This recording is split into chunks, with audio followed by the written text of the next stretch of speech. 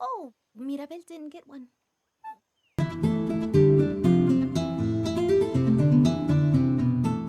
So, I love Dolores. I love her with my entire soul, and she is relatable to me in a deep, visceral way, which is why things like this make me see red. No, I have not watched this video. I know it's just going to upset me, and I am not in the habit of watching things specifically to get upset. In general, I've seen the idea that Dolores could have solved the plot within seconds if she only cared to way too much. Usually from white dude bros and, actually, geeks who have less emotional intelligence than your average hamster. This is completely inane. The plot of Encanto is not a logic puzzle to be solved. It's a tangled mess of human emotion. It's the story of a family of flawed but ultimately good human beings, and of the impact of generational trauma. So all of the people I've seen have this take? Sit the fuck down.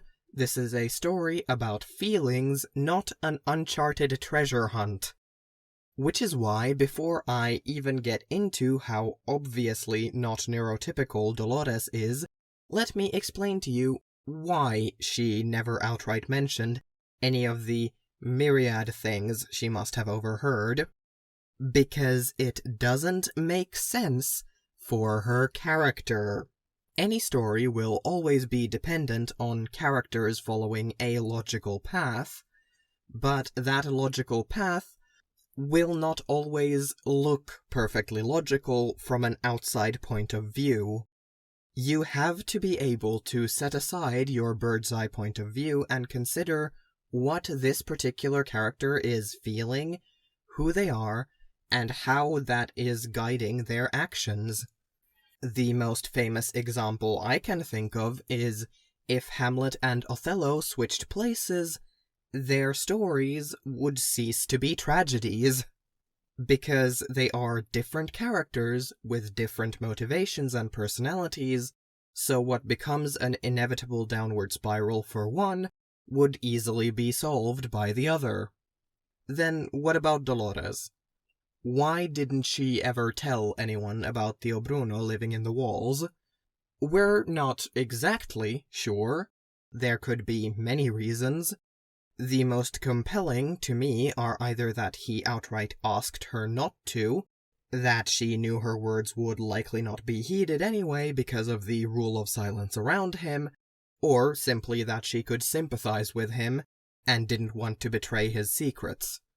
That last one seems particularly plausible if you consider her verse in We Don't Talk About Bruno. Even so, she is constantly hinting at his presence throughout the entire movie, practically begging someone to look a little closer at what she's saying and realize what she means.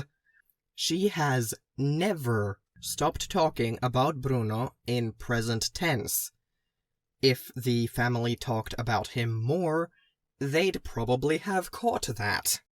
Okay, fine, you might say, but why didn't she tell Mirabel or anyone else about Abuela talking to Pedro?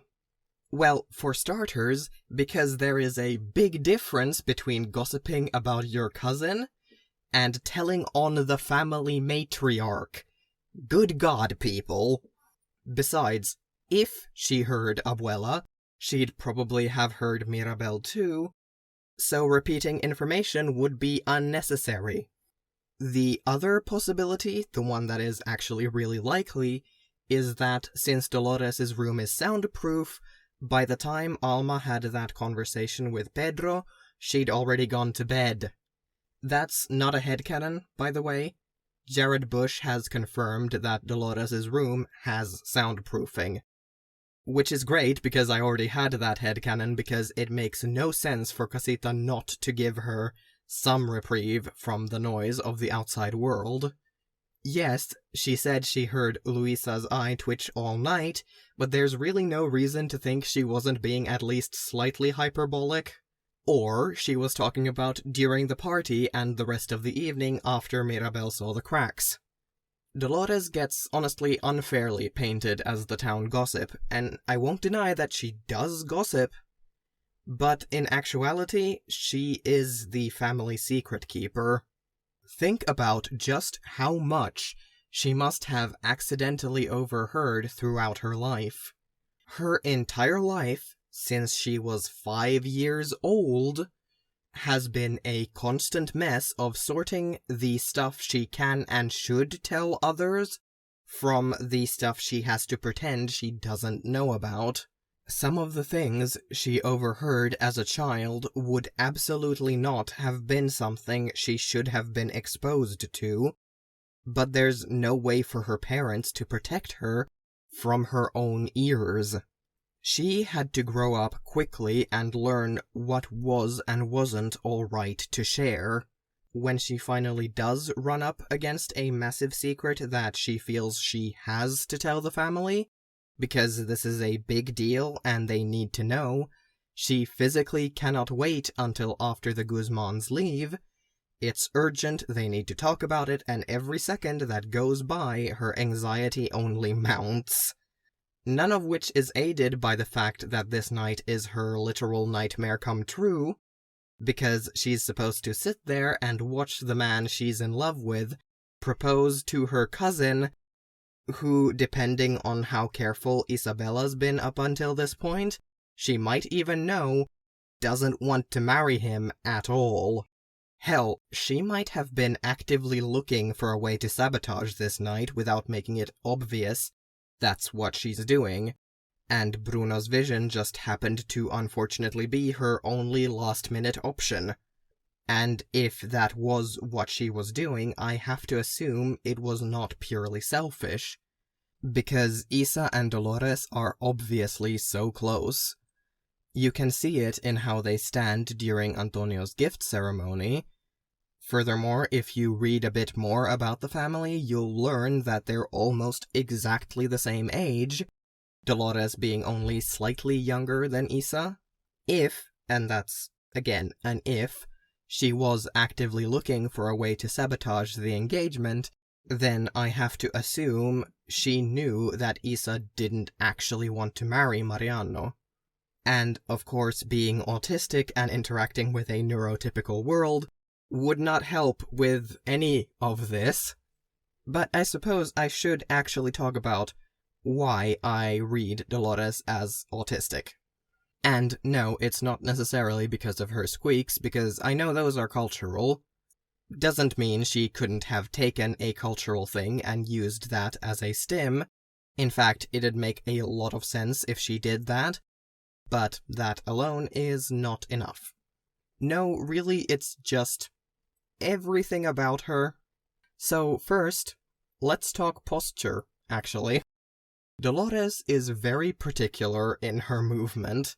She has a very practiced air to how she walks and moves and interacts with the world.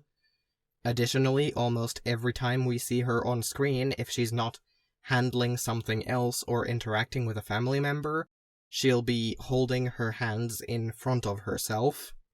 This gives her something easy and discreet to fidget with, her own hands, while also serving as a self-soothing measure. I do something similar in that I cross my arms a lot.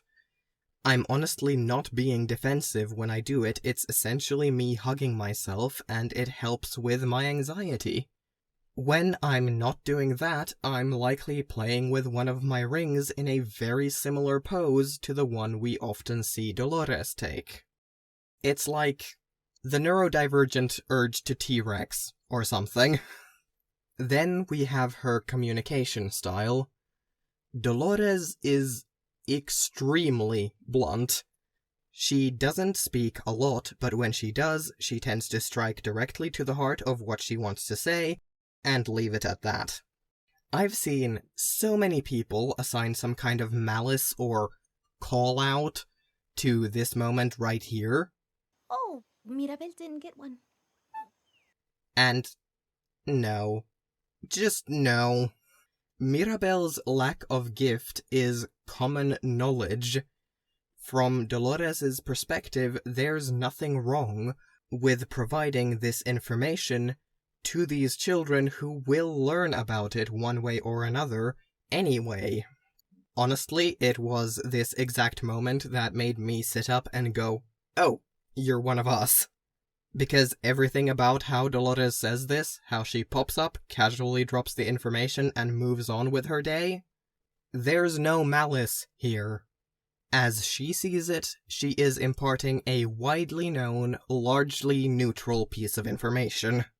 Then we have at least 2 moments on screen where, for one reason or another, her emotions are running high, and as a result, whatever she wants to say practically explodes out of her. The first being at dinner, where obviously she's feeling primarily worried and scared. Here, we see her tension and discomfort grow with every second of the staring contest between her and Mirabel, and when things finally do come to a head, Dolores yells out the worst, catastrophized version of what her anxiety has allowed her worries to build into. Which obviously isn't great, but given how much pressure has been on her this entire evening, it's also understandable. The second instance is her confession to Mariano. The moment she has the chance, she essentially lets everything she's been holding back for Isabella's sake just flood out of her. I'm honestly tempted to call it an info dump. She finally has a chance to talk to Mariano about how she really feels, so she tells him everything immediately as quickly as she can. Luckily, Mariano is a hopeless romantic, so that actually works out for her, and I love that for them. When Dolores talks, she says what she means and doesn't feel the need to clarify because it doesn't register that maybe her tone was off, or her words might come off as harsh. The only time she ever purposefully obfuscates is when she's both trying to keep Bruno's secret and practically begging someone to catch what she's hinting at. Beyond that, she always speaks very quietly. Her voice almost always has a gentle kind of monotone to it, which is honestly very pleasant to listen to. If you didn't know, some autistic people may have trouble conveying emotion in their voice, or regulating which emotion they're vocally portraying.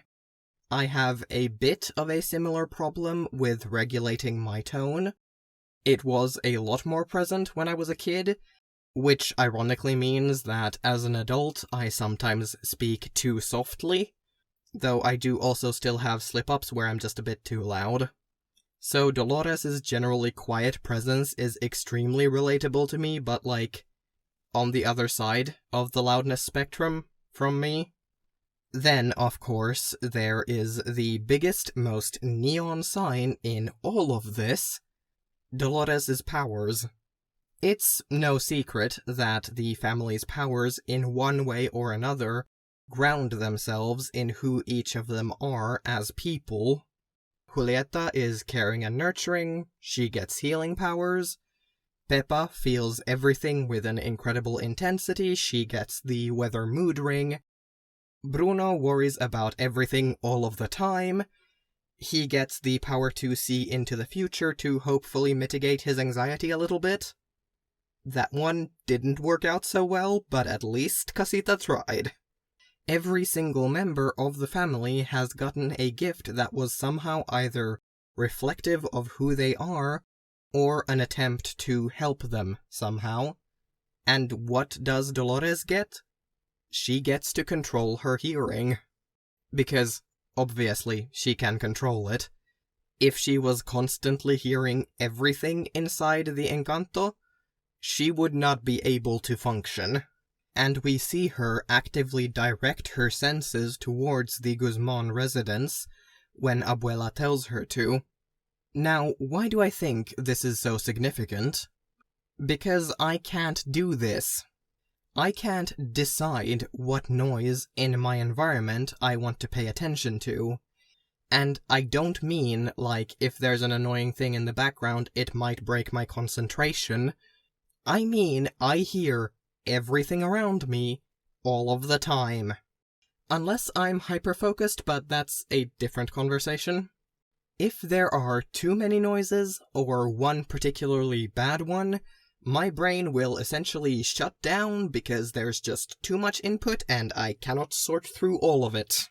This is why I hate crowds. And vacuuming. But despite Dolores' control, her ears are obviously still sensitive. We see it when she covers her ears because of the fireworks, or Pippa's storm, or the house cracking.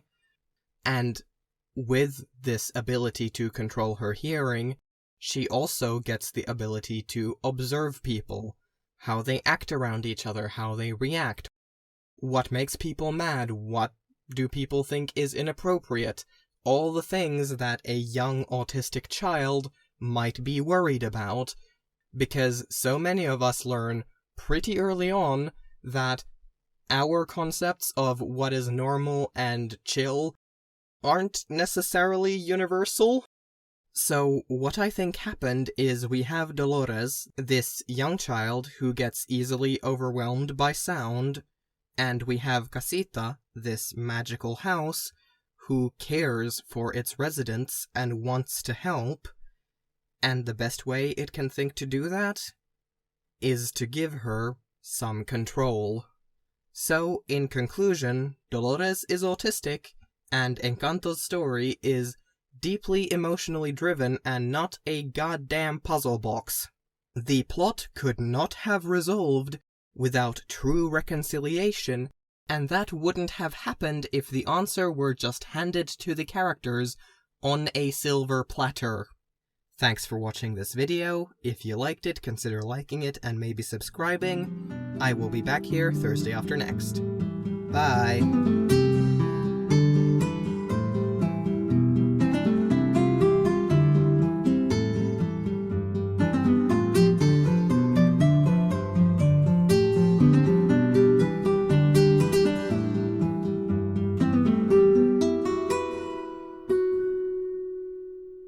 Oh, also, this is my 100th video, and I just wanted to stop in here at the end to say thank you so much for all of the support recently. It's been unreal, and it truly means the world to me.